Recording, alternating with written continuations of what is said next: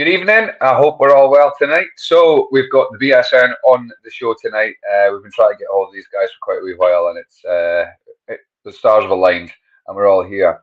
But with us tonight, we have one half of the Shouty Brothers. The other half is apologising for not making it tonight, but he's stuck up with other things to do on a Monday night, probably watching Love Island.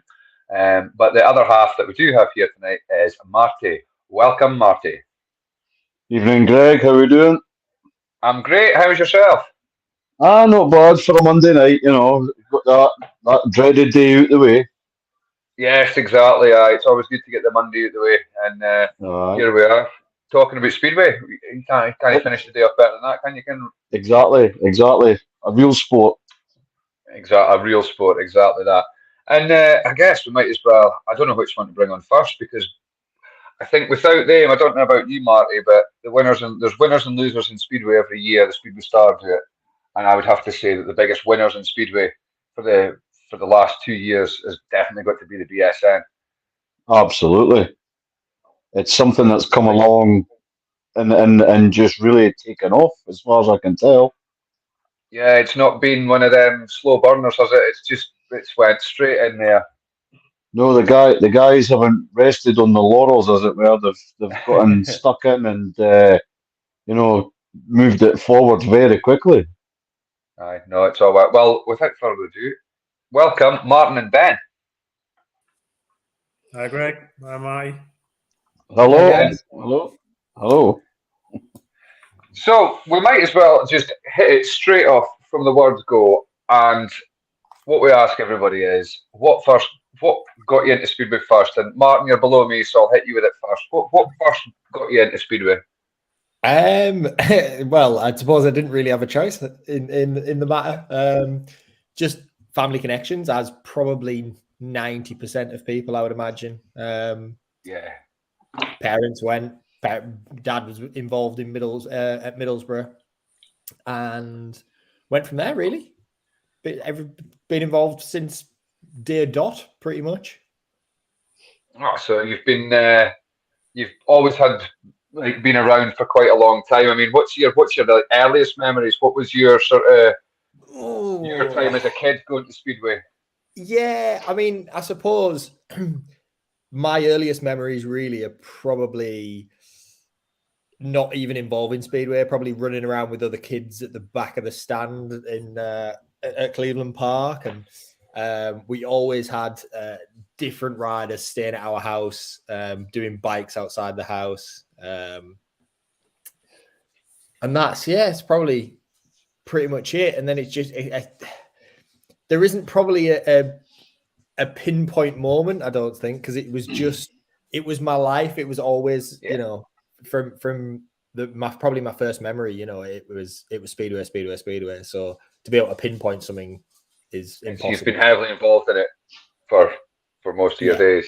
Yeah, exactly. And Ben, yourself, I mean, we know that you've had a bit of a skid. I do, when I was sort of doing a bit for this tonight, I was thinking it's quite mad that we've been teammates, and then we went to, you were probably quite an influence on me coming back on a bike, just with a few comments that you made one night when me and my dad came down to Redcar. Then you ended up getting me in for guest bookings when you were a part of Redcar, and then you got me in with the BSN. So it's a weird old way that this sport works, isn't it? It's a pretty small sport, isn't it? I was talking to the Courtneys not so long back, and me and Scott started riding together, and then went into team management and promotion, and it was a similar sort of story, really. But similar story to Martin, really. I was born into it, not in the same way as Martin. Our family were never involved, but my granddad went to the very first meeting ever at Cleveland Park, got my dad into it, and then myself, and it's just been something that's always been in the family. But it's funny that Martin should say his earliest memory is running around the terracing, because that's exactly my first memory. Just running around the banking and playing and probably doing everything but watching the Speedway at the time. But yeah, good memories, and it's just been in my blood since I was young. All I ever wanted to do was ride a Speedway bike, and I saved up when I was about 15 to buy my first bike, and it was an absolute heap. I should have known, because it was advertised as a clean bike, and in hindsight, I could say about it, it probably wasn't the best. but it was my entry into Speedway, and yeah, the worst thing about that, the bike wasn't even clean either. And you had some good times when you were riding. I mean, I know the year that we rode together back in 2007, there was a lot of laughs then. I mean, we were probably, I think, maybe the worst team in the league, but it was fun. It was. We did not win. We did not win many meetings at all. And I think the one meeting that I do remember people talking about, obviously the one I can't remember, was at Redcar when I had my big accident. Was Scunthorpe were head and shoulders above everybody else in that league. They could have challenged a championship team at that time. They were that good. You know, they had Andy Tully and Ty Woofenden and Richie Hawkins, stuff like that was in the team. And we went out there and we were actually holding our own against them. And I kind of put a bit of a dampener on it. But them, you'll have good memories looking back on them days, do you? Yeah, I mean, that was kind of my, if for the want of a better word, comeback. So yeah, it wasn't too successful. Hence, the team didn't do too well. I probably had more to do that than you did, Greg. But no, it's definitely both of you. I think Speedway for me either won or crashed. That's how that went. It's always been about the social side for me. You know, I've met some really good friends and continue to. I would say, you know, most of my social life revolves around the Speedway, and obviously, you know, my career now as well, which is a bit of a bonus. But yeah, always good memories of Speedway. I haven't really got many bad memories, but you know, some of the best times you have, and not just on the track but off as well. You know, it's the camaraderie and the fun you have in between. So nothing but good memories. Absolutely.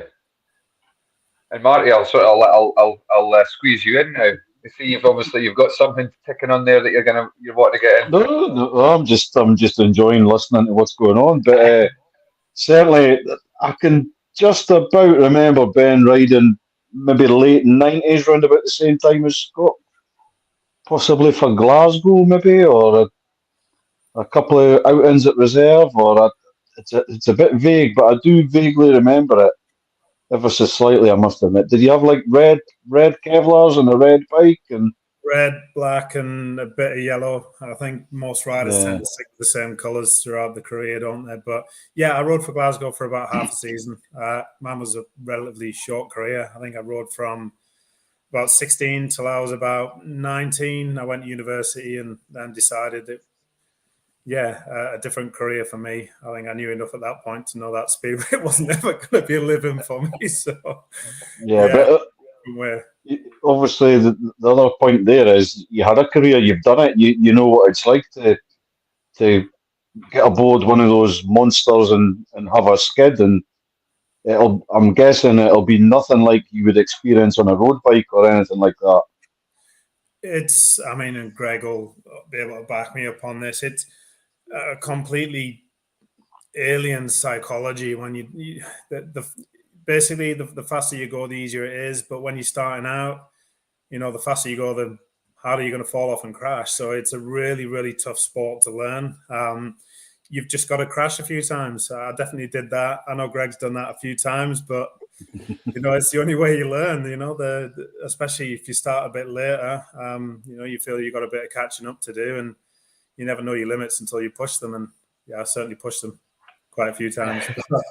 But nothing beats the thrill, you know. If you're an adrenaline seeker, then there's probably nothing better. It's, you know, the danger's always there, but in a way, that's always kind of part of the attraction as well. You know, you never want to get hurt, but I guess in the back of mind, you know, knowing you're kind of cheating, that is part of the attraction, really. I certainly remember. Sorry, Greg. Oh no, go on. I was just going to say, if you remember the Channel 4 documentary in the early 90s featuring Harvey and Sean Wilson and them, in an interview with Gary, and he's saying, you know, that obviously it's a paid job and what have you, but if you ask any Speedway rider, the best thing about it is the buzz that you get from hurtling round the track 70, 80 mile an hour, no brakes, and knowing that the skill that it takes, and that obviously at the time he was talking about, like, say, riding at Odsall, the big bank turns and the speed that you could generate. And he reckoned that the adrenaline buzz you got out of it was money that you can't buy, sort of adrenaline buzz, Nothing compares to it. I went through a phase when I was team manager, especially when Gary Havelock got hurt. He's a close friend, and it's not nice to see any of your riders get hurt, especially somebody quite close to you. But I often question why people did it. But at the end of the day, these guys, they're all adrenaline seekers. And if they weren't riding Speedway, they'd probably be doing something stupid outside. It's a really healthy output for somebody of that kind of mentality. It's a way to get your thrills in. I don't know, in a healthy way, for the want of a better word, really. Yeah. If it's in you and that's what makes you tick, then that's what you're always going to do. And Speedway is, really attractive to anybody that loves speed, adrenaline, danger, everything. It's all. And Greg, again, this is probably all things that you look for in life, and Speedway is where people find it. It's a great sport. It is that, but I mean, you're talking about the adrenaline rush and the buzz and the danger of things, and things could go very wrong. In the early days of the BSN, was that not quite similar? Turning up to meetings and just not knowing if you were going to go on air. I know I've seen Martin doing that a lot, and this, and early on there was a few teething problems, and I think everybody knew there was going to be teething problems with it, but you just had to, like you've said about riding a bike, you've got to crash it to be able to learn how to ride it. And I guess it was sort of the same thing with what you guys were doing. You knew this wasn't going to go perfect straight away. I mean, Martin, your first, can you remember what was your first BSN meeting, and how did it go for you, and what was the stress levels like? The first meeting was Berwick.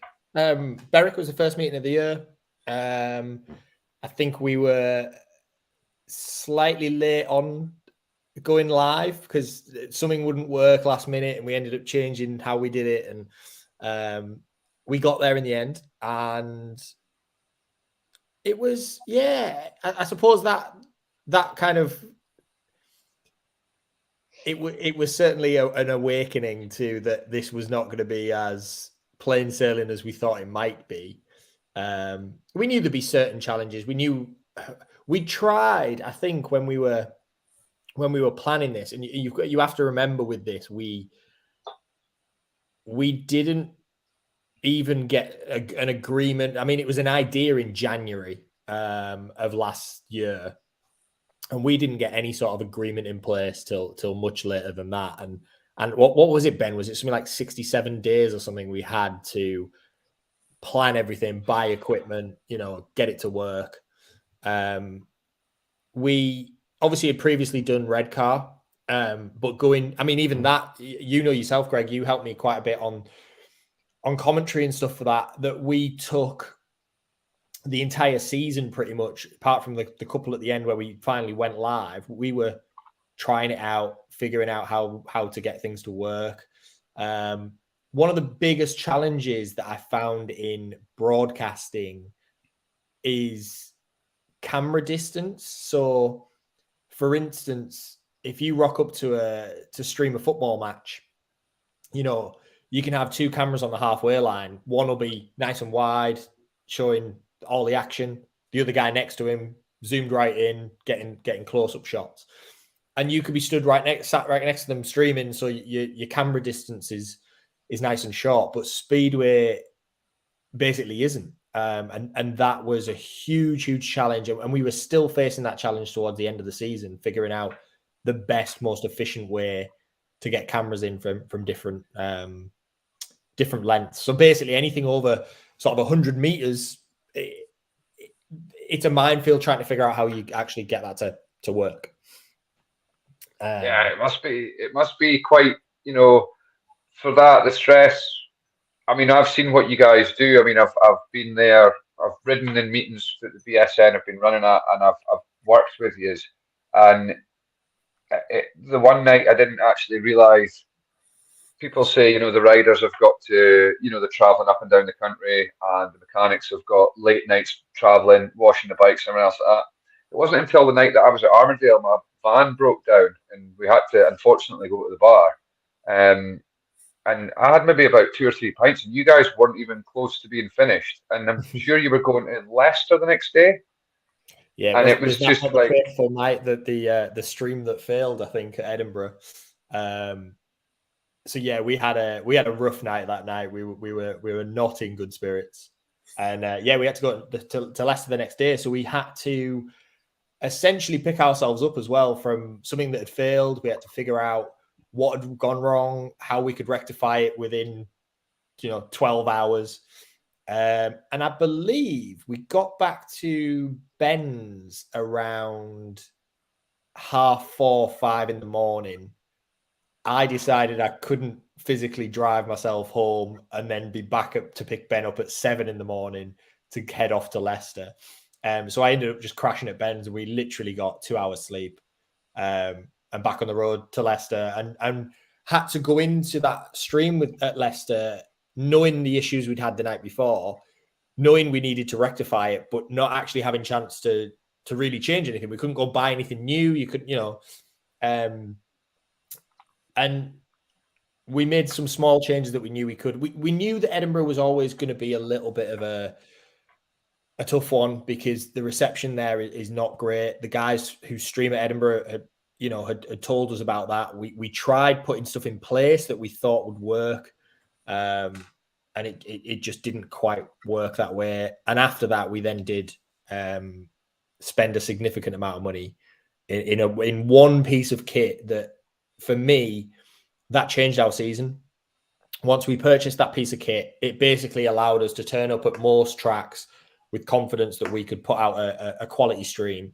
And it really changed the weight of everything when we turned up to these tracks. The first thing we used to think when we got to a track was, right, what's the internet connection like? Where can we set up where we're going to get the best internet? For instance, somewhere like Birmingham, the very first time we did Birmingham, you can get 5G connection at Birmingham, one half of the stadium. If you go anywhere near the actual building, it just blocks it all out. So the first time we set up at Birmingham, we were at the pits side, outside. I think it might have rained. Did it rain at some point? It definitely did rain. I remember our gazebo had tried to collapse a couple of times. We had a few challenges thrown at us that day. Yeah, and then as we moved up, the next time we went back to Birmingham, we actually set up back over the other side because this new piece of equipment just brought us so much confidence that we could do it. And that was a big game changer. And it just, even setting up and everything, you just had that worry off your mind in a way. And it helped us to progress massively. Yeah, Edinburgh. One thing sorry, Ben.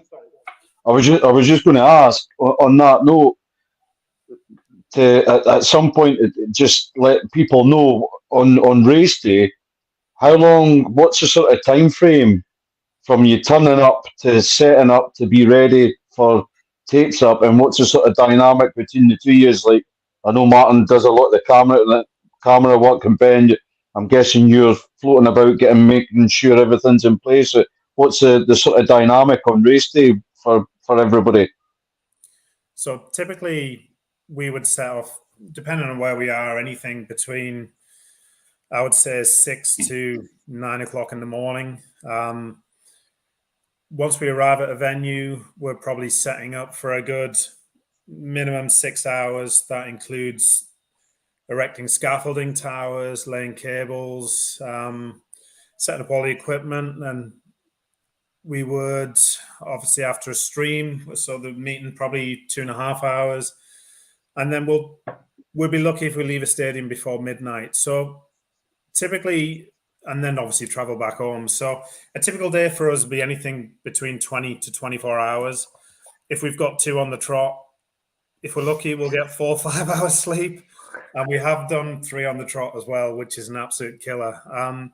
But typically it's me and Martin setting up. Our team are great, and if they can, they'll usually help out as well. But I would say 70% of the time it's Martin and myself really setting up, building scaffolding towers, taking it down, packing the van up. It's a tough day. It's a long, tough day, and probably the hardest bit about it is the sleep deprivation. You know, we can we can really struggle with that at times, but we just get on with it. It has to be done, and whatever has to be done, we do it. It's for the right cause. That's the thing.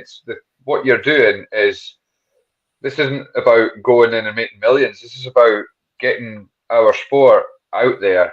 And I have to say, and I know myself and even my dad gets so wound up if something goes wrong on a night and people comment on Facebook.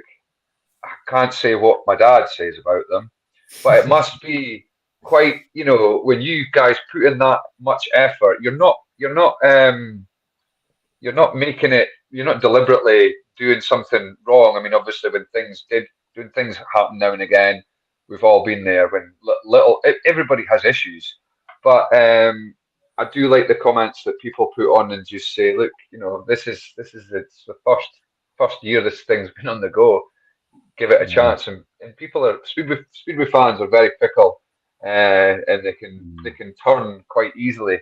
But I think what Speedway's needed for such a long time, and I was out for dinner a few weeks ago with Scott Courtney, and he was saying it's all well and good Speedway being on Sky Sports, Eurosport, BT Sport, whatever it is, but that we need something that we can do our own thing with. And what you guys have brought to the table is exactly that. We can put it on whenever, and you can do whatever you want with it. You don't have someone above you saying, this is when you're going to be on, and these are the dates that you can have. It's just sort of, the world's your oyster, and this isn't just going to be it, is it? You'll have got bigger and better plans in the future. Can see things changing big time. Have you got any plans you can share with us, or anything, any little ideas that you're going ahead with?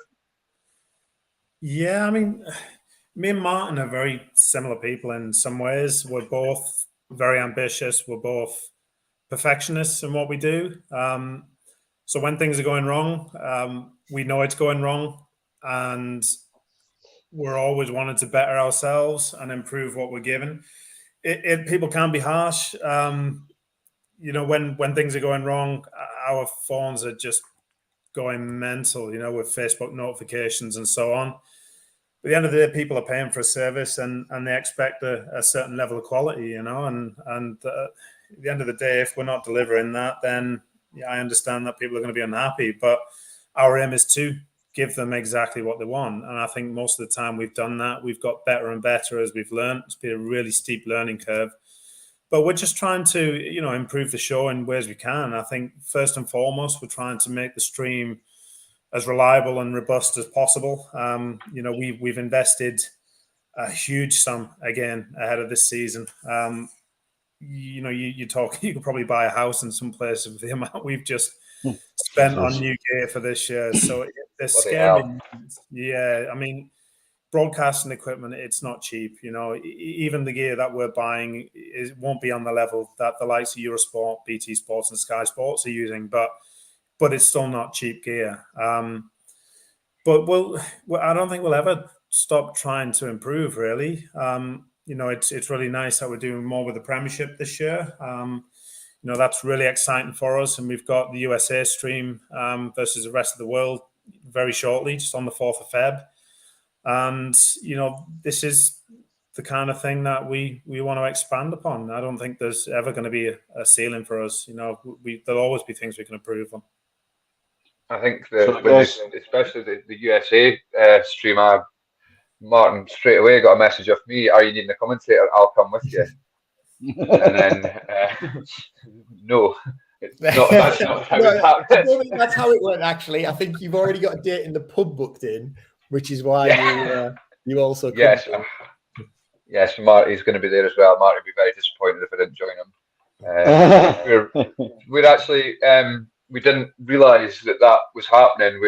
We all needed to find a date that, what it's like when you've all got family and whatever else. We didn't have any time, and we all wanted to sort of get together. And the 4th of Feb was like, that's what we'll do. We'll have a night talking about Speedway.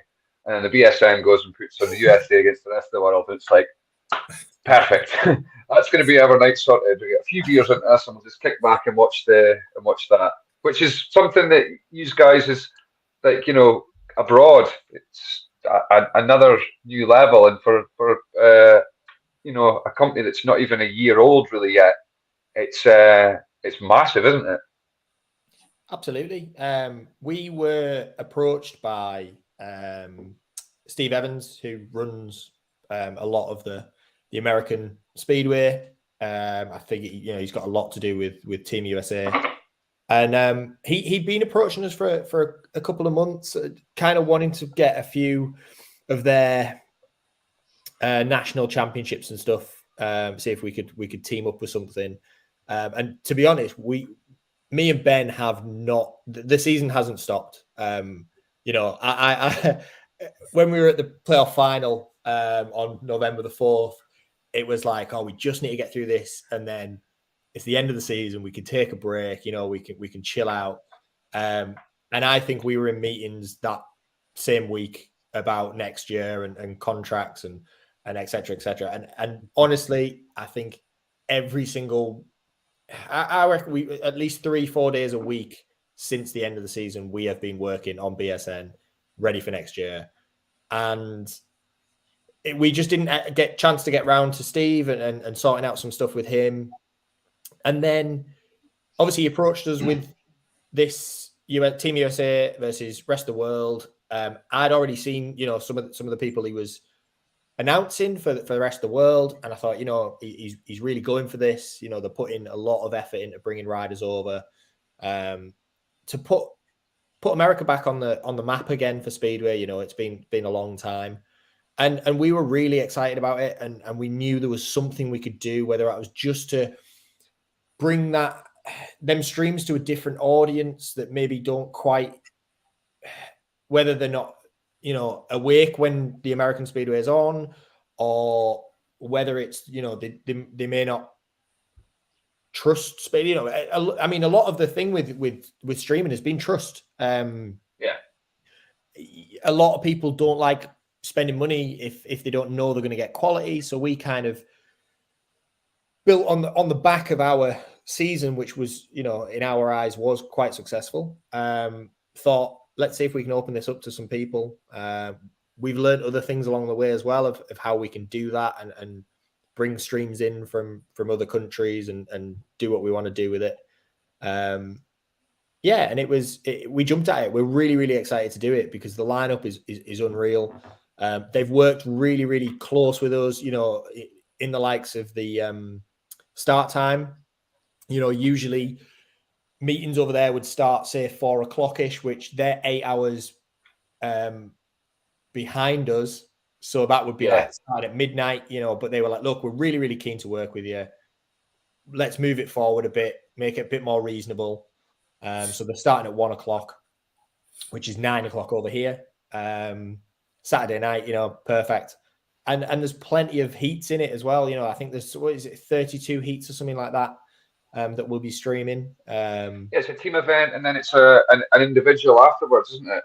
Yeah. So the from what I can kind of figure out, we haven't got into the nitty gritty of it yet, but yeah, there's a 14 heat, 7-man teams meeting, which is your standard 15 heat format, but just without heat 15.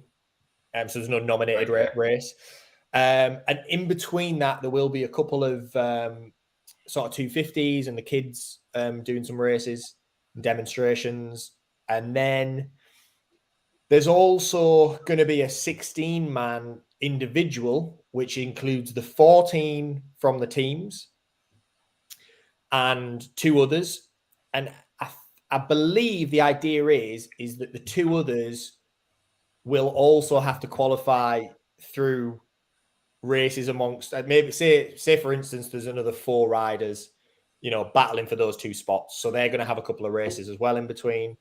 And then it's a really short individual meeting where it's quick fire. I think you only get 1 or 2 rides, and then it's semi-final, final, just to kind of finish it off. So should be quite exciting. No, we're looking forward to that. I know I am. Something different, isn't it? Absolutely. You know, it's a track that a lot of people have never seen before. You know, some of the riders in it, you know, are world class, really. So yeah, it should be fun. It might not be fun on our side to do it because it'll be a little bit different, and it's been a while since we've done a stream, so that might be quite interesting. But Is it going to be quite worrying because you're putting that out there, but you're not in control? Is that kind of a bit of a in a problem that way? you're going to have? So the setup is going to be essentially they stream the majority of their meetings. They're very capable of streaming themselves. So the idea is they're going to stream essentially cameras only to us. We're going to add our commentary. We'll have our normal commentary team of Ian Brannan and Adam Roynan. We will have our BSN graphics as well with our replays and things like that. You know, the usual BSN show, and then that will be streamed from us out to everybody. So I'm not concerned. They use similar equipment to what we do to stream. It's just that little bit different. So, you know, you always have that little bit of anxiety. You know what buttons you normally press. Things might be a little bit different, and yeah, probably some of it control. You know, whether it's a camera change that I might not necessarily would normally do myself, they might use, and you know, that's just me being a control freak, I suppose, on that side. But no, other than that, I think we've learned along the way that things aren't always as complicated as you feel they are. You know, to bring a stream in from America and do it seems really daunting, but actually it's quite simple to what it's similar to what we usually do. Yeah. So you're quite you're not too worried about it at all. It's just going to be let's get on with it. And I think you know February the 5th. No, sorry, the 4th. When is it, Marty? When am I going out again? The 4th. Right, thanks. Never remember anything. So yeah, that time everybody's kind of the season's there, but it's you know it's in touching distance. I think you're right enough saying Saturday night everyone's going to be excited about it, and I can see it doing pretty well. Getting it out there, it's going to be a great night. With the riders that they've got in. I mean, we've got Dan Bewley's in the team for the rest of the world, and the one I'm looking forward to watching is Greg Hancock's son, who is going to be riding in the rest of the world team as well, and it's going to be quite good to see how he's going to progress. Yeah, absolutely. There's also Alex Martin is riding for USA team, and he is the next Greg Hancock protege, apparently. So that should be, you know, I think he's not long since stepped up from the 250s. So again, you know, another exciting prospect that could maybe put himself in the shop window for future in the UK. Some UK promoters maybe keeping a keen eye on the Saturday night proceedings. Absolutely. I mean, you've got the likes of Max, Dylan Rummel, you know.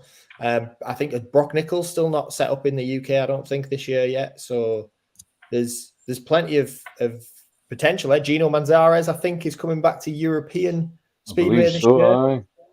So Billy Gennaro no riding for the USA team as well. He is indeed, yeah. That's going to be really good because as much as obviously he left the UK, you know, he's still beating top riders over in America when he does ride. So I think he will be.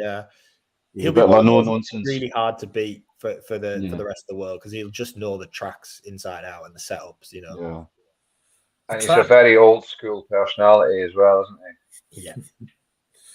And the track's pretty small, but it's really well proportioned. It's quite wide. It looks like an excellent racetrack. So, you know, it's going to give these boys a good chance to race. And, you know, the rest of the world team, it looks really strong. It wouldn't look out of place in the Premiership for definite. You know, you've even got Rasmus Jensen in there, you know, Jakob Torschel, and, you know, at reserve, you've got another name that we've not seen over here for a while, and that's Carl de Gaulle. You know, he was a good rider back in the day. So there's a lot there to keep a lot of people interested. A hell of a style he had on him. He had a very, very distinctive sort of hang off the side of it style, didn't he? If I remember rightly. Making really good progress, wasn't he? And then, you know, he picked up a nasty injury, and that was the last we saw of him. But he was a rider who really could have gone places. Broke his thigh, didn't he? Did he ride for Redcar, or was it Sheffield? Sheffield. Definitely rode at Sheffield, yeah. Yeah, he was Lakeside, well, Arena Essex or Lakeside, whatever they were at the time as well, wasn't he? I think he'd ridden for quite a few teams over here, but yeah, certainly interesting lineup from the rest of the world. It'll be, as you say, Ben, it'll be a leveler because although the European guys are top names, they've probably never ridden places like that much in their careers, unless they were like at a training day in their younger days, maybe. But be interesting to see how they adapt to it. I think with the caliber of riders they've got in the world team, I don't think they'll have any trouble adapting to that track.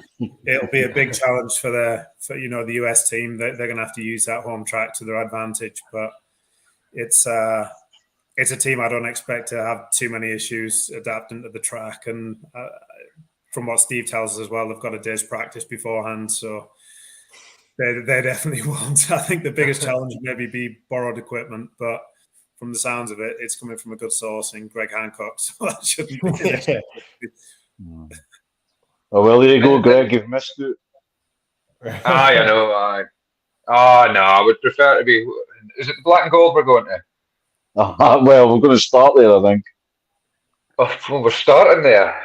I think, but I don't know. And with, I know you were saying that you done the Premiership pairs and stuff like that, but what you also dabbled in into the National League as well, doing the playoffs. I mean, was that well received on the for people buying the streams? How did that go? Was it a good or bad or in the middle?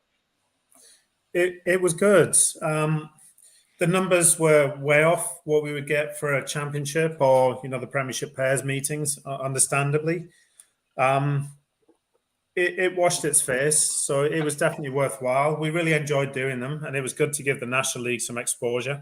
And we saw some really good racing as well when we did that. But we would have loved to have done more National League this year, but we were always going to choose Championship and Premiership if it was an option, because they're the top two tiers of sport in this country. But with the commitments we've already taken on with those two leagues, I mean, we're doing 54 streams there. What we don't want to do is extend ourselves a little bit too much, because we don't want to see a drop in the quality through doing too much. So, National League, if they wish to be a part of it, is certainly in our plans for the future. But, it's still early days.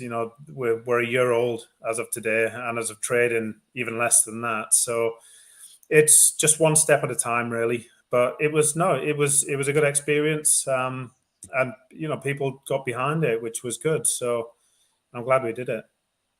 And I guess, Ben, your days from being a promoter and watching the weather and hoping that we're not going to have a rain off, those just simply haven't changed. When you're out and about in the country and you're thinking, oh God, are the clouds going to play ball and we're going to be able to do the stream tonight after all this effort? We started well, didn't we, Matt? And I think we lost one or two meetings early on. And I think at one point, one of us spoke too early and said, well, we haven't had many rain-offs this year. And then I think we ended up with about another 10 towards within 2 months or less at the back end of the year, which, that was a bit of a killer for us, actually, because, it costs us money, when we turn up to a stream, whether we go ahead or not, the money's spent, traveling expenses, staff expenses, and everything else. So, rain-offs as a promoter hurt you, but they probably hurt us more now. I think we had more rain-offs than any club would have in it. Well, without doubt, any club would have during the season. I think think we figured out at one point that it was something like 15 or 16 of our meetings had been written off during the year. And how many of them, 15 or 16, was it that you went to Plymouth? That was a good few. Poole was on board as well. So I think we originally had planned we were doing Plymouth, then Poole the next day, quite a few times, and one or the other got rained off on the majority of those trips.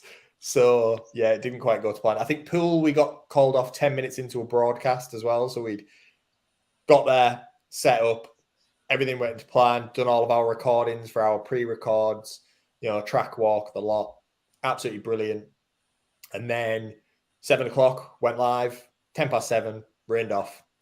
Pack away, go home. Again, I remember that. But it's raining, so we pack away.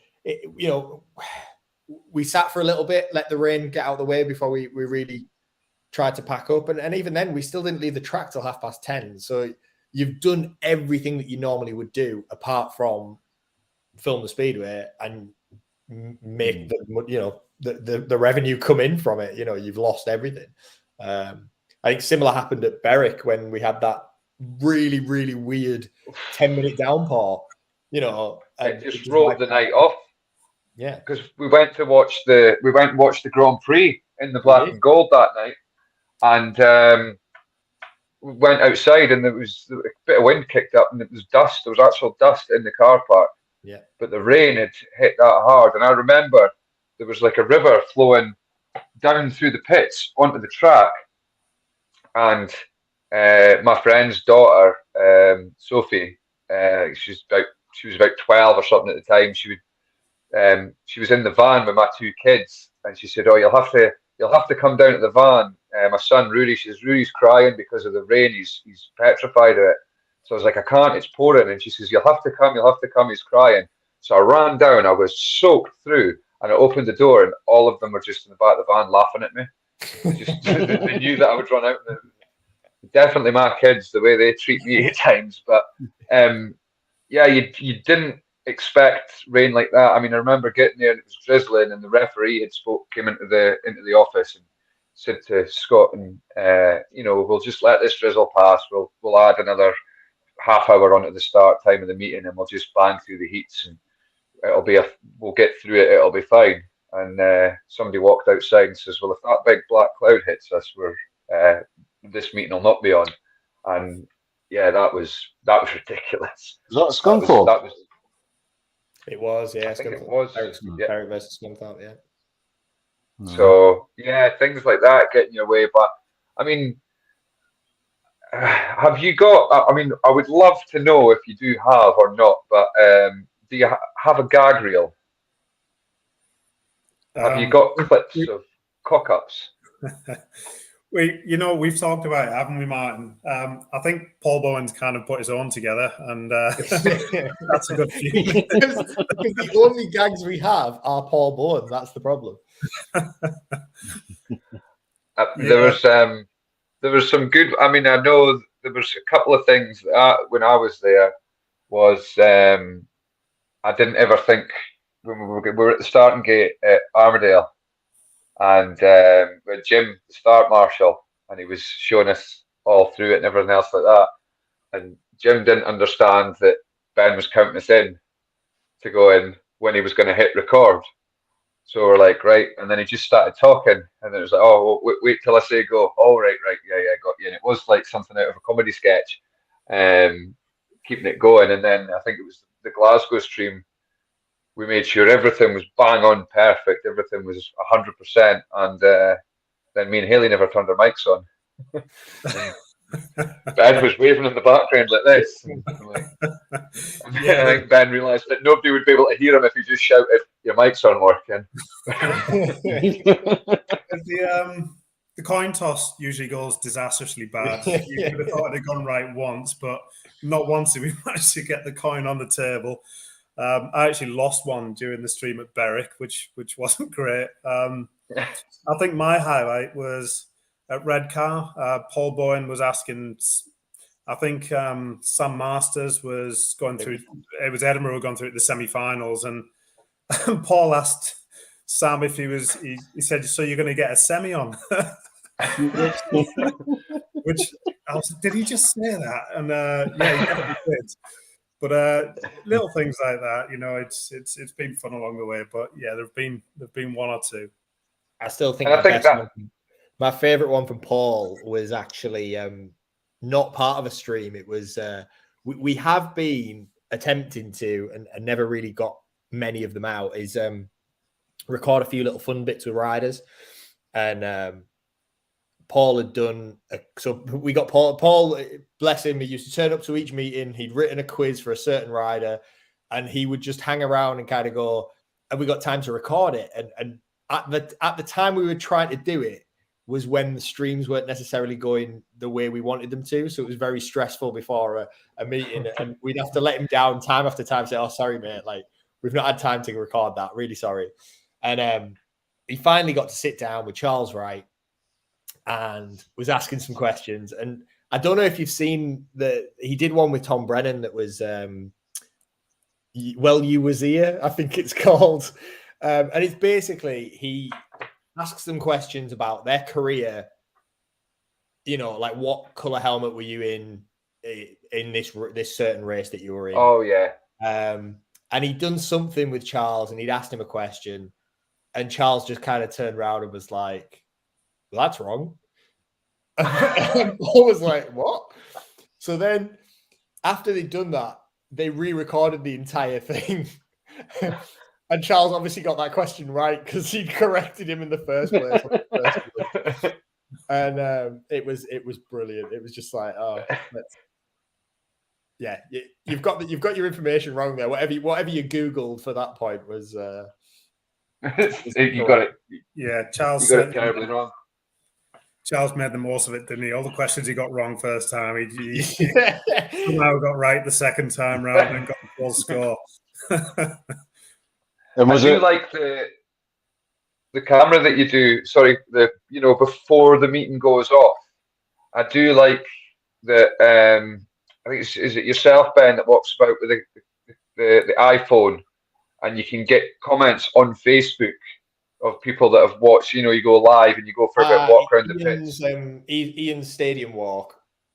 Yeah, I think that is brilliant. It's just a little fun thing for people that may not have been to that track before or haven't been there for a long, long time, and it brings back memories for them, and they can go and speak to people. And I thought it was really funny that Adam at the Edinburgh meeting tried to get Grant Henderson to have a bit of chat about his involvement in Speedway and sponsorship, and Grant just did not want to talk at all. Just nope. Go and speak to somebody else. Okay. I think that was one of the things with BSN, and still is with BSN. We wanted to bring a bit of fun to it as well. Yeah, we're doing the streaming, we're putting across the Speedway, but we wanted to just give it a little bit of a different edge. We've got the, we're not being broadcast by a television company, so whilst trying to still stay professional and give a professional stream, we wanted to be able to just push the boundaries a little bit and have a bit of fun here and there and allow the riders to enjoy themselves as well. And I think we were quite successful in that when you got riders in that booth with the likes of Paul Bowen, they had a laugh and they felt they were a lot more relaxed. Yeah. One meeting that really stood out for me was the Newcastle meeting where we had an incident in the crowd and there was a big long delay. And Haley was actually presenting by herself, I think, that week. What was the reason for that? Oh yeah, that was another Paul mishap, wasn't it? I think. So yeah, Paul thought the start time was 7:30 at Newcastle, and was setting off just as we were about to go live. Yeah. But even then, we were grabbing riders left, right, and centre to just fill that time up, and they were all more than happy to do so, and have a bit of a laugh on there, and it really kind of got across what we wanted. We wanted that. We want the fans to get a little bit closer to these riders, and see their actual personalities rather than you know, I can imagine it's very daunting being on TV, you know, and having a big camera shoved in your face, like a huge, you know, to Eurosport levels, you know. And I feel that that's maybe where we have that little bit of relaxation because it's not as scary. And it's familiar faces interviewing them, you know, and they can have a bit of a laugh. And that's definitely our goal. I do know what you mean about the daunting side of things, because it was like the first time that I'd done any work with you was at Redcar commentary, and I found that to be really easy because nobody could see what was going on. I had a couple of pints of Guinness to take the edge off it beforehand, and my dog was sitting next to me the whole way through it, and it just, you kind of forgot that you were speaking to everybody because I was stood next to Ian, and it just went really smooth, and I really enjoyed it. And then when I went to Edinburgh to do the booth, was just like, we stood there, and yeah, like when that light goes off, we're on, or when it goes red, I can't remember what it was, and I was just like, yeah, and I'm just like, oh shit. And Ben's got the earpiece in, and Haley's got the earpiece in, and they're talking to you and back and forward and nodding and doing this, and I'm like, I have no idea what's going on. And Haley was so nice and just said, you know, just relax and it'll be fine. And you know, I'm just going to speak to you as in, like, pretend the camera's not there. And I had to turn my phone off at one point because when I went on, all I could feel was it vibrating in my pocket, and I just knew that it was hundreds of Snapchats of people taking photos. But yeah, it is quite a daunting thing. And Ben, you had a little go of it yourself at the Berwick National League meeting against Meldon Hall. I did, yeah. It was kind of I was the last one left. You know, we put that stream together at really short notice. We couldn't get anybody to come and do it for us. I was getting to the point where I realized I might have to step in, and was literally phoning anybody I could. But yeah, it is daunting. It's not an easy thing to do, and it's not a natural thing to do either. You know, when you're looking at that camera, it's almost as if you can see the other people the other side watching you. But you know, that's again, I think where our team have done so well, because you would never have known that none of them had actually done this before. They were so natural and adapted to the rules so easily. You know, they make the show for me. That's one thing that, for me, BSN has done really well from the start. You know, we've put together a team that I think have been perfect for the role. That they've made it their own. And yeah, that they basically have made BSN what it is. You know, we do all that work behind the scenes and all the setting up, and everything else is irrelevant. You know, it's what people are watching on the screen, and they're the people, you know, that people are watching as well as the racing. So we can't really speak highly of them enough. Even their creativity away, you know, we were talking about, you know, the videos we were shooting and you know, the track walks we did. A lot of that are the team's ideas. You know, they bring their own flair to it, and yeah, it's been probably I would say the one of the best experiences of BSN is really working with those guys and watching them grow. It's been great. And you included, Greg. You know, you said that you were nervous at that Edinburgh one, but the next one you did for us, I think it was that Redcar. Did you do Glasgow? Oh, Glasgow, yeah. And you could completely see that you had completely changed your nerves. You know, you could sense it in the Edinburgh one slightly. But the Glasgow it was. You were at home, you were back to the Greg that we all know and kind of love. You know, you got into your, I think you got into your flow, and you did the job that we thought you would do in the first place when we asked you to do it.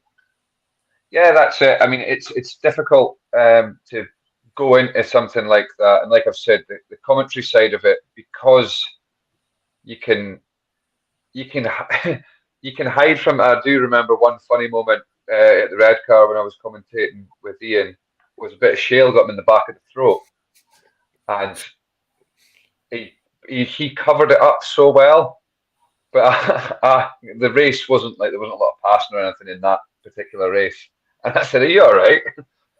Like you need the doctor, or so you choking there?" And he just started laughing. And he says a bit of shale hit in the back of the throat, and then said afterwards, "I would never have mentioned anything about it. I would have just let you come in and get on with it, and I would have had my drink and cleared my throat." But he said it was quite funny how you just picked up on it and wouldn't let it drop until you said what had happened. And I said I wasn't doing it for comedy value. I was just being me and curious about it.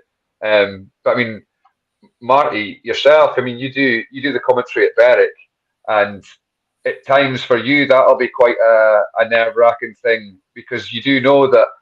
For instance, when you had Chris Harris riding at Berwick last year, I mean, we've all seen the videos of Chris Harris going around Berwick last year. You must have had in the back of your mind at some point that this video is going to be viewed, tens of thousands of times, and it's me that's saying it. And if I make an arse of what I'm saying, it's going to be, I'll remember that and I'll hear it all the time. There's a little bit of that. There's a little bit as well of trying not to get too tongue-tied, but try and get out what I want to say. But I remember the first time I got asked to do it, and it was James had messaged me in the morning saying, "You fancy doing me a favour tonight?" I was like, "Oh, what's the matter?" And he explained what was happening, and I remember driving up to Berwick thinking, "Oh God, what am I going to say? What am I going to? How are you going to try and convey what's going on in front of you?" And then as soon as it starts, you just start, or I find I just start, rambling on a little bit, but you get carried away in the moment and what's in front of you. And as you say, Greg, it does make it a hell of a lot easier when the riders are putting on an even better show with some overtaking and such like. But I remember one of the hardest ones was with my Berwick hat on when Redcar beat us at home in the Knockout Cup.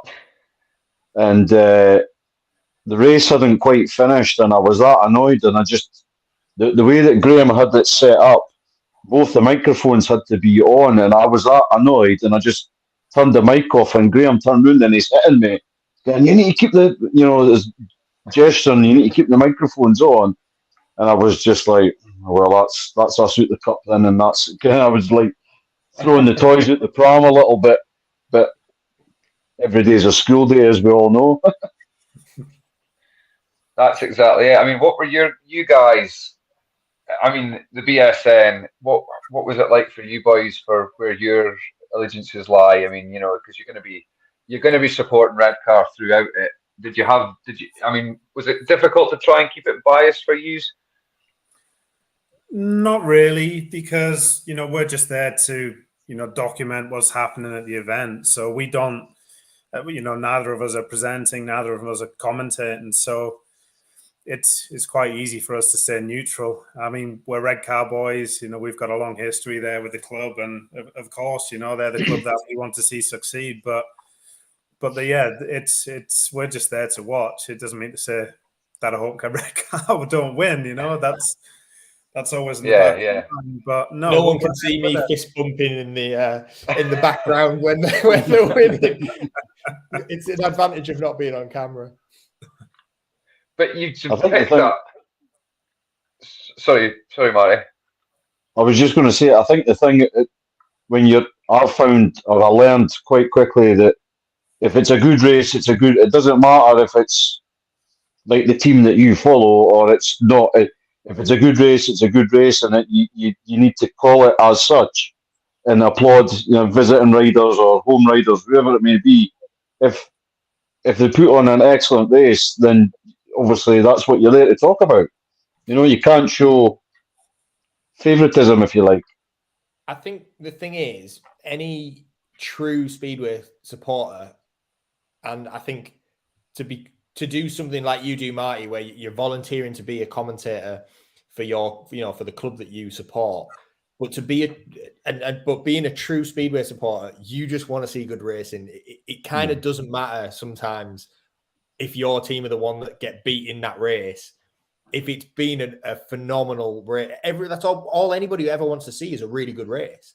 So at that point, I would imagine, you can erase the fact that it was your team that just got beat, because what you've just seen is spectacular. That's the bit that you need to get across. And I don't think there'd be any good commentators who weren't true Speedway fans.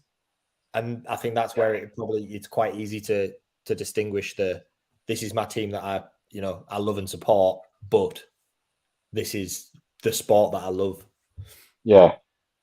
You can't do it and show any real great bias. If as I say, if it's a good race, it's a good race, and you call it as such. And I think you guys will have seen it more than me, obviously, but the product in Britain is nowhere near as bad as what people think. And I think as well, I've seen good racing and I've seen bad racing at most northern tracks. There's so many variables to throw in the mix on a race night that it's not always going to be a spectacular meeting because of weather conditions, or the visiting team just, for whatever reason, can't get round that track or whatever. But when it's good, James always says when it's good, it's damn good. But unfortunately, you're going to have meetings where it's pretty processional. I think personally, there's a lot of sort of comparison with the past, and it was better racing in this 80s, 70s, whatever. But if you actually took those people and made them watch a meeting from the 70s, they would probably see racing was exactly the same. You got some really good racing, you got some really bad racing, but you only remember the good, because the good's the bit that's stuck in your mind. And it's exactly the same now. Me and Ben, we watch a lot of Polish Speedway, etc. And there's some meetings there that aren't the best. There's not a great deal of overtaking. But I've seen a brilliant racing when no one's overtaken anybody, but they've been that close. Yeah. That's the bit that's exciting. At any point in that race, someone could have cocked up, someone could have overtaken, but they didn't. But it was still an exciting race. I think there is a lot of it was better in that day and better in my day, and when the bikes were different and blah blah blah. But it's not. If you get the right riders on the right track, with the right mindset for that day, and they all just want to race, you will not see better Speedway than current Speedway in Britain on that sort of track. That's exactly it. And as we've hit the hour mark, I think we've had an absolute brilliant night. It's been great chatting to you boys. I would just like, before we go, both of you, I would like to pick your race, your race that BSN has done this season. From if you can pluck one that you've won, and I mean, if I could get the ball rolling, my one, because I watched it with my own eyes and I commentated on it, was Charles Wright and Josh Pickering at Redcar, which was, unfortunately, Pickle binned it at the end. But what a race that was. And I mean, that for me, for the BSN meeting this year, had to be that one. It was fantastic. And I mean, these boys have been at all of them. Surely you've got, there must be one that stands out a little bit. That's a tough question, Greg. That's the kind of question you could do with a bit of prep on. But, it just goes to show how well the Speedway's been this year, though, or sorry, last year. I mean, we do the ride of the month, and which we put to the public vote. And at the end of the year, we did the ride of the year. So I'd have to pick the ride of the year. And again, it's Charles Wright at Poole. He went from last to first. He was scraping the boards for 4 laps, typical Charles Wright style. Almost bins it on the last bend. It just, it had everything. And that, it was such a big event as well. An event like that with the atmosphere, it always carries a little bit more as well. But Yeah, I think that was a deserved winner, and if I had to pick one, that would be the one that sticks out in my mind. But there were a lot. I mean, the meeting that you were talking about at Redcar, that was just one of a lot of good races. You know, it was such an important match as well. Yeah, it was definitely crazy. We have had some really fantastic racing on BSN this year. I think for some reason we just picked the right meetings. I think, yeah, I mean, we saw some really good racing when we beat the Scunny. I think there was some good ones there. But it's hard for me to pick out because, to be honest, I don't even see what's going on. I'm that busy concentrated on switching cameras and making sure things are right and talking to someone ready for the next part or saving a replay or filling in the for the graphics and things, you know. So I've only ever really been able to see the ride of the month that we do. And I would probably agree, you know, I do think that the rider of the year was deserved. Absolutely. But I still, the one that still sticks in my mind is the Chris Harris from the very beginning of the season, which was our very first rider of the month. Was that the first heat of the season as well? I think it was, wasn't it? Was that yes, Glasgow? that would have been the very first race on BSN ever, you know, and it was phenomenal. And I think mainly it was more phenomenal because Berwick isn't known for that, and everyone always said, you know, Chris Harris is really going to struggle at Berwick because it's not really an overtaking track, and he doesn't really make the gate very well, which he did obviously prove completely wrong this year. And he went out in that very first heat and did that, you know. So it shut a few people up, I think. I think Josh Pickering is another rider who's had a lot of good moments as well. I mean, his rider at Leicester, was it Leicester? It was Leicester, yeah. Off to second on a 5-1 with Sam Masters, and you know, he was dead and buried after the first turn. He was miles ahead, he was miles behind, and yeah, he made up so much ground. And another track, you know, that's quite difficult to pass on.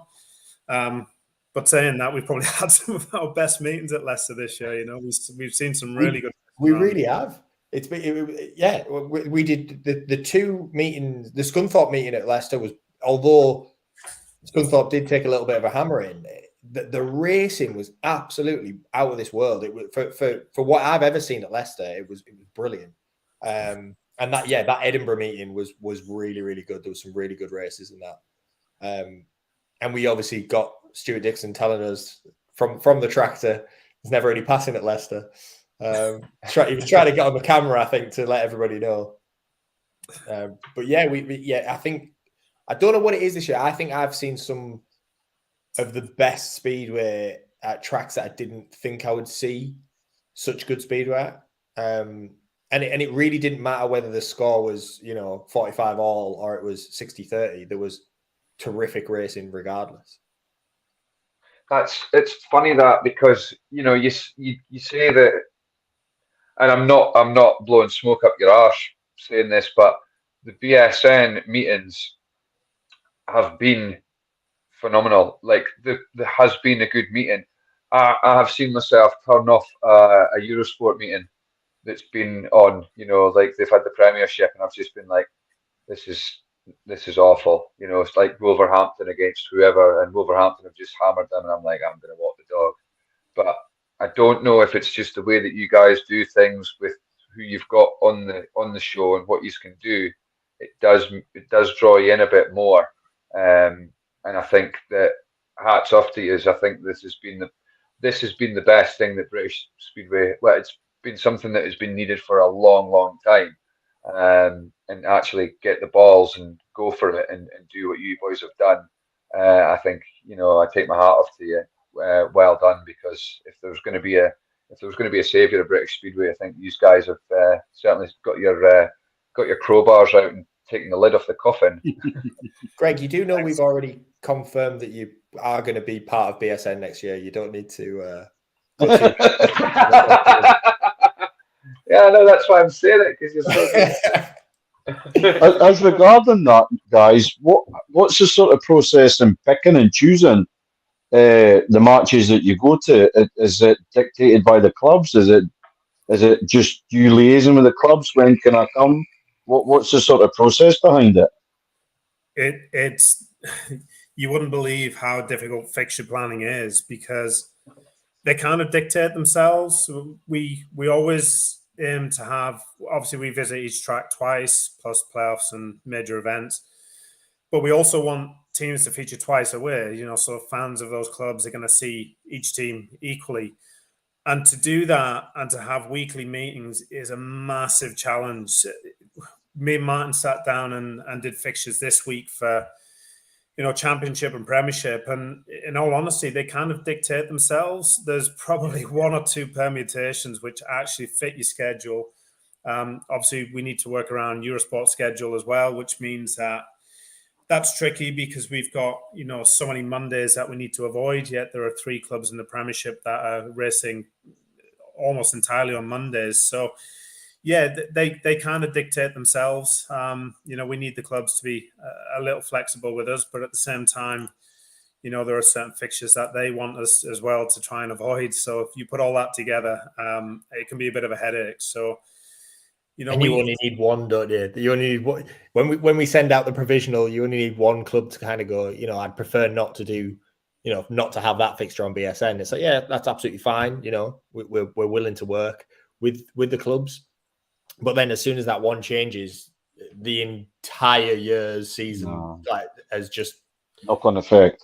Yeah, because obviously that person there, that away club, you can't do them, so you've got to find someone else to replace there, and then it just ends up being a bit of because another reason I was asking for, but Greg touched on it earlier, and I think I've seen it during the season. I'm just throwing it as an example, and I think Martin, you replied to them, and it was people that say you planned to go to Poole, and it was an early call off, and people are going, "Well, just go to Birmingham," and you're going, "Well, no, it just simply doesn't work like that." Well, why not? You've had 5 hours notice that Poole's been called off, and you're trying to get through to them. No, it just simply doesn't work like that. Must be so frustrating. You're right, and it is difficult to do that, just the sheer logistics of it. But we have tried. There was a meeting at Poole, which was, the forecast was horrendous, and we'd already contacted Jamie Courtney at Oxford to say, look, if this meeting gets called by a certain time, can we come and stream from your place? So yeah, it's not always possible, but if it's possible, we'll do it. We want to stream when we're on the road. We're leaving families. Martin has a young boy, and we don't want that to be for nothing. When we're away, we want to make sure that we're there to do what we're going to do, and it's disappointing for customers. They a lot of them, Speedway's on tonight, you might get together with some friends or plan your night around that, and it's always disappointing when a meeting's rained off. So if we can, and it's possible, we do, but the reality of it is it's rarely possible to do something like that.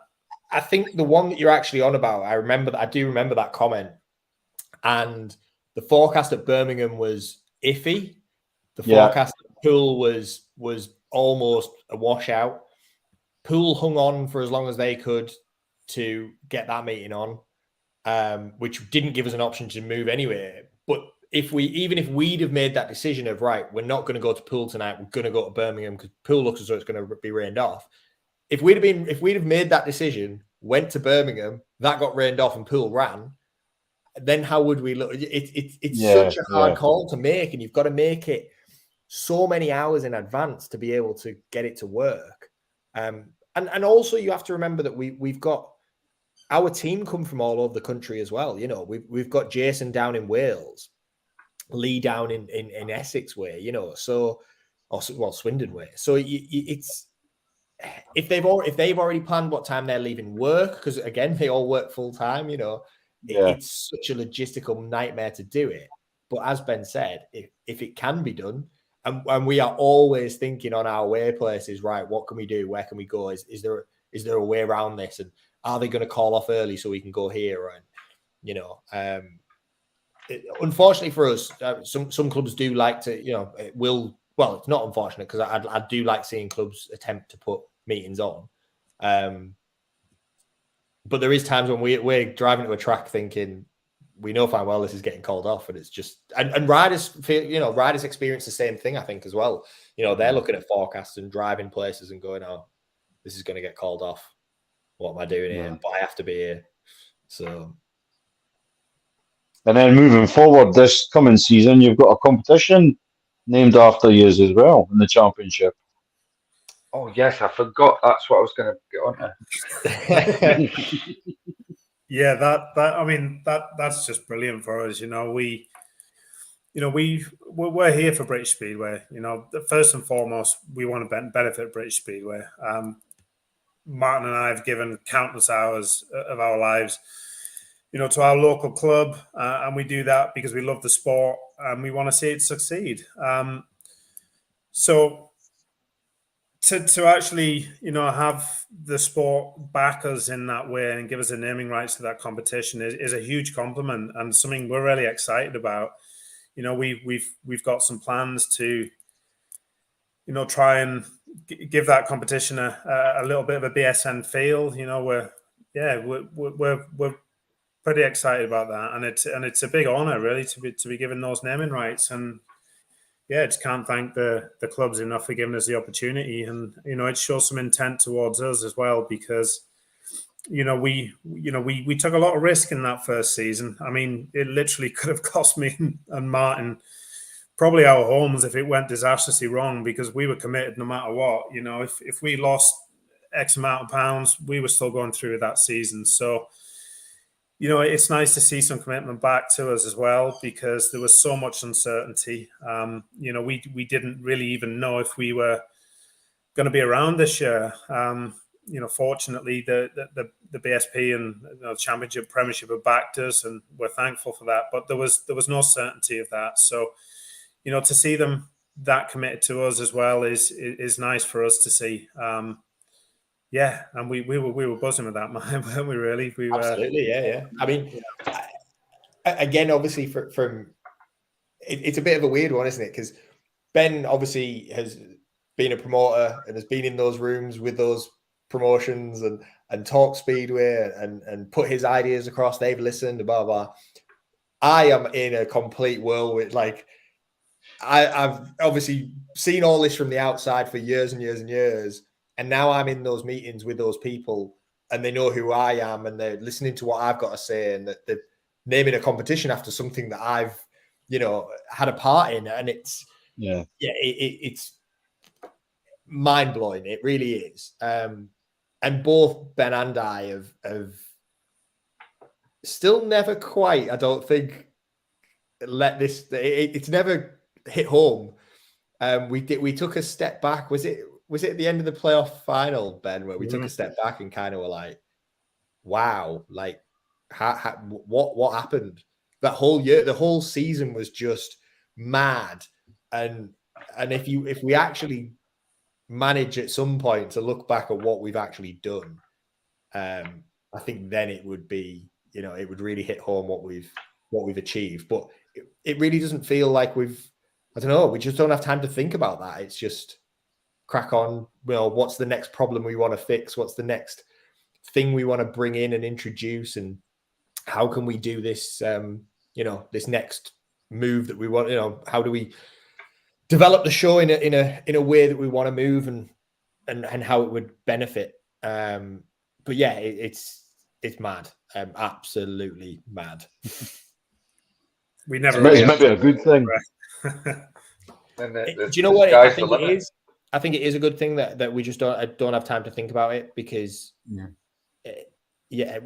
obviously we get people tell us, what you've done for Speedway, it's the best thing that's happened this season for Speedway, and to be in the Speedway Star and stuff like that, and but it just doesn't sink in, because you are so focused on what you're doing, and because we're doing it for the sport we love. We're not doing it for any other part of it. Do you know what I mean? So you're not looking for the gratitude. You're not looking for people being grateful for what you're doing or loving what you do. You're doing it because you absolutely love Speedway. And I want the sole purpose with this was, look, Championship Speedway does not get enough exposure at all.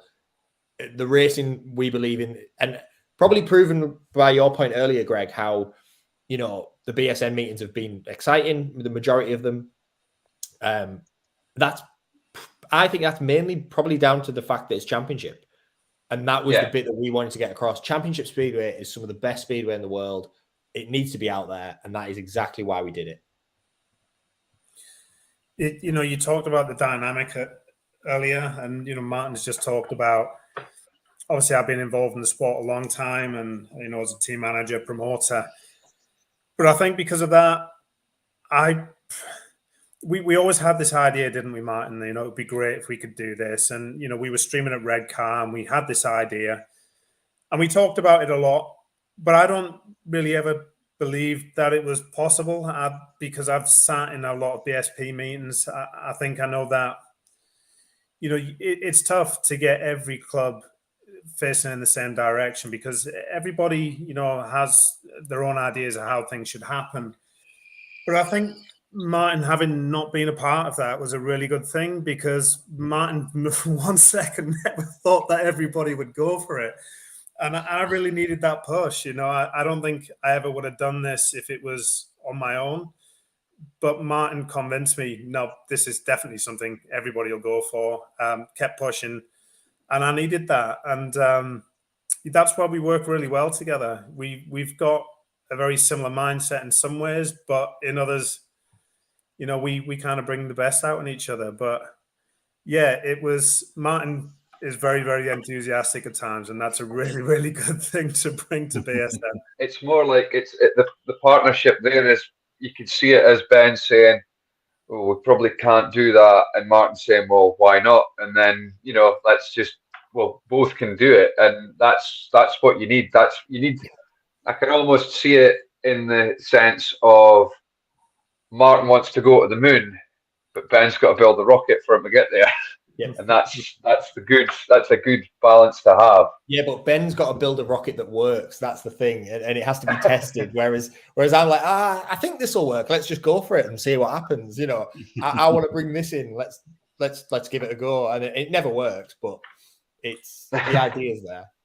I think I bring him down when he brings me up to the right level, and we meet in just the right place. You know, it works. I've owned a business before as a partnership. You know, when I owned my opticians, which I sold 3-4 years ago, you know, that was originally a partnership and it was a disaster. And I always said after that, I would never, ever go into business with anybody again. But, you know, this has taught me if you do it with the right person and you've got the right relationship, absolutely it can work. And, you know, it wouldn't work without either of us. You know, it's just the right balance, the right mix, really. Absolutely. No, that's I think what you have done, it's brilliant, and we can't wait for the 4th of February. Got the date right. 4th of February. It's going to be the first BSN meeting of the season. Team USA against the rest of the world, and we'll be fully behind you, raising a glass as well. No doubt, or 3 or 4 or Christ knows how many it'll be, but no, we'll look forward to that. And I tell you, if we can, we would love to get you on in the middle of the season. see if we can try and get you on, just as a chat and see how things are going at the time. If we can get, you know, maybe if we get a bad spell of weather. That decision once we find out how it's going. Yes, yes, we'll find out how it's going. If you don't appear in the middle of the season, it's either because you're really busy or you're not having a good time. Or you've had more bloopers than anything else. Oh, it's difficult not to swear, but I've managed it. I've managed this whole night without it, I think. I think there was one or two. Maybe 1 or 2. Well, lads, we'll let you get away, and thanks again for joining us. Thank you. Yes. Terrific. Pleasure. Thanks for having us. And no problem. All the best for this season. Thank you very much, Marty. Likewise. Catch you later. Cheers. Thanks very much. Cheers. Good No luck. doubt to see you somewhere. Cheers. Bye. Oh, well, there we have it.